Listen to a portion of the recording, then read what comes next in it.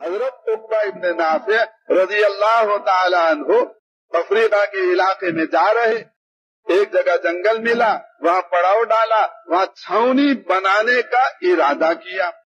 چھاؤنی بنانے کے لیے اس جنگل کو درندوں سے خالی کروانا ضروری تھا۔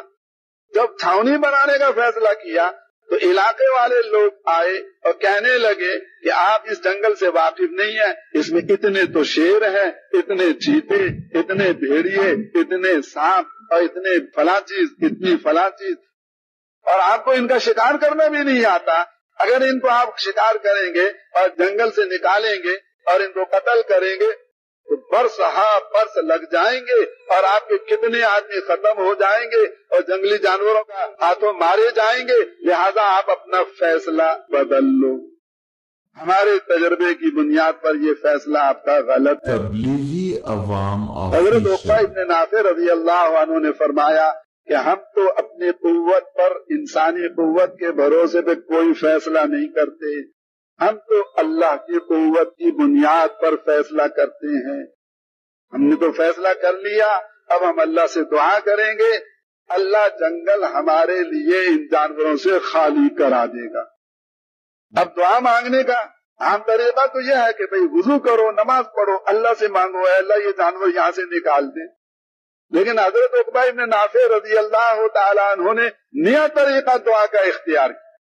جنگل میں چلے گئے اور سب سے اونچی جگہ جو درخت تھی اس پہ چڑھ گئے اور زور سے آواز لگائی، اے جنگل کے رہنے والے جنگلی جانوروں، ہم اللہ کے بندے ہیں اور محمد صلی اللہ علیہ وسلم کے امتی ہیں اور آپ کے دین کو پھیلانے کے لیے آئے ہیں، ہم اللہ کے راستے میں نکلے ہوئے ہیں، ہمیں اس جنگل کی ضرورت ہے، تو ہم تمہیں 3 دن کی مہلت دیتے ہیں۔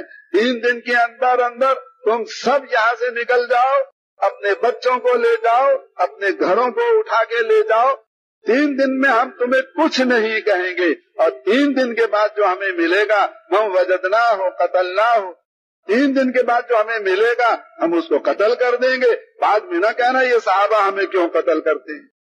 اصل درخواست تھی اللہ کے دربار میں، اے اللہ تو ایسا کر دے، ان کو نکال دے۔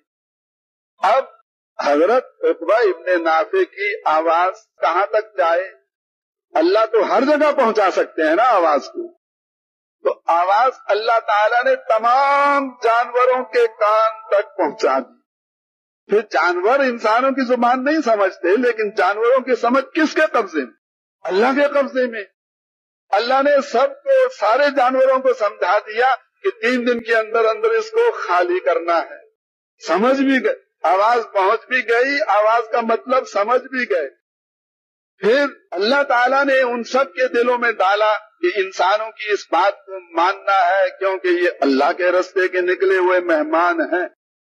بس اب شیر بھی اپنے بچے لے کے جا رہا ہے، بھیڑیا بھی جا رہا ہے، چیتا بھی جا رہا ہے اور لومڑی بھی جا رہی ہے، جتنے سانپ ہیں وہ بھی جا رہے ہیں، بچھو بھی جا رہے ہیں۔ سارے جنگلی جانوروں نے 3 دن کے اندر اندر جنگل خالی کر دیا، ایک بھی جانور باقی نہیں بچ۔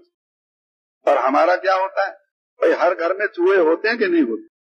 ساری عمر لڑائی رہتی ہے چوہوں سے، کبھی چوہا مار گولیاں لے کر آتے ہیں، کبھی پنجرا بناتے ہیں، کبھی کیا لگاتے ہیں، کبھی کیا کرتے ہیں۔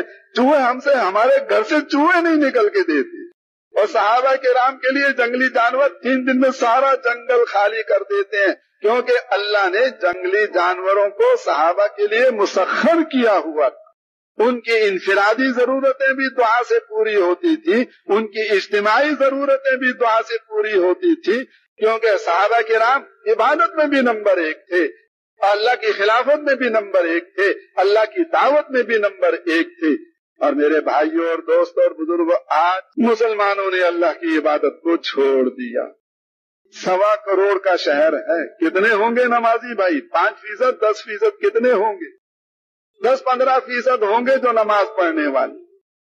نمازی زیادہ ہے، بے نماز زیادہ ہے؟ تو بے نمازی کی نحوست تو زیادہ ہوئی، سارے محلے نحوست والے ہو گئے۔ تبلیغی عوام اور آج مسلمانوں نے عبادت کو جیسے چھوڑا، اللہ سے لینے والے رہی نہیں، تو نتیجہ کیا نکلا؟ اللہ کی خلافت کو بھی چھوڑ دیا۔ مسلمان سانپ اور بچھو بنے ہوئے، بھیڑیا اور چیتا بنے ہوئے، हर एक दूसरे को खाने को दौड़ता है, हर एक दूसरे पे हमला आवर होता है, दूसरे की मजबूरी से नाजायज फायदे उठाते हैं और एक दूसरे का माल लूटते हैं और एक दूसरे की इज्जतें गिराते हैं। आज दोज़ख वाला माहौल है, जन्नत वाला माहौल नहीं है। आज मुसलमानों ने अल्लाह की दावत को भी छोड़ दिया, अल्लाह की दावत को भी छोड़ दिया, दावत में भी सिफर हो गए और इबादत में भी सिफर हो गए और खिलाफत खुदाबंदी में भी सिफर हो गए। इन तीन मकसदों के लिए अल्लाह ने इस उम्मत को बनाया था, तीनों मकसदों में उम्मत कमजोर हो गई। 100% तो तारिक नहीं हुए, लेकिन आधे से ज्यादा ने इबादत को छोड़ा, आधे से ज्यादा ने खिलाफत को छोड़ा, आधे से ज्यादा ने दावत को छोड़ा, अक्सरियत ने दावत को छोड़ दिया, अक्सरियत ने इबादत को छोड़ दिया, अक्सरियत ने खिलाफत को छोड़ दिया। तो अल्लाह ताला मुसलमानों से नाराज है, अल्लाह ताला मुसलमानों से नाराज है। तो आज अल्लाह ने नाराज होकर मुसलमानों को कसाईयों के हवाले किया हुआ है, जो उनका खून बहाते हैं, इनके टुकड़े करते हैं, इनके मुल्कों पर कब्जा करते हैं और इनका माल लूटते हैं। और मुसलमान आज बेबस बेकस बने हुए हैं और कोई इनकी सुनने वाला नहीं।